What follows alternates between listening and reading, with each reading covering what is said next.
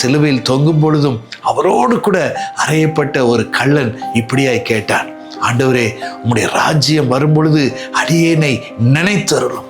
இயேசு கிறிஸ்துவை ஏதோ அவர் சிலுவையில் அவர் அகப்பட்டு பாவத்தின் நிமித்தமாய் அவர் தொங்கிக் கொண்டிருக்கிறார் என்று அவன் பார்க்கவில்லை.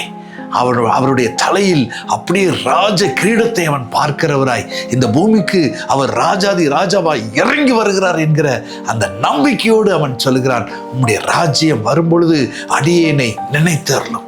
என் அன்புக்குரியவர்களே, எத்தனை பெரிய சத்தியத்தை அவன் அறிந்திருந்தால் அவன் அப்படி ஜெபித்திருப்பான்.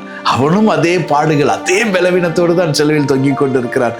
ஆனால் அந்த சூழ்நிலையில் அவன் இயேசு எப்படி பார்க்கிறான்? ராஜாதி ராஜாவாய் பார்க்கிறான். இன்று நீங்கள் எப்படி இயேசுவை பார்க்கலாம்? அதுதான் முக்கியம்.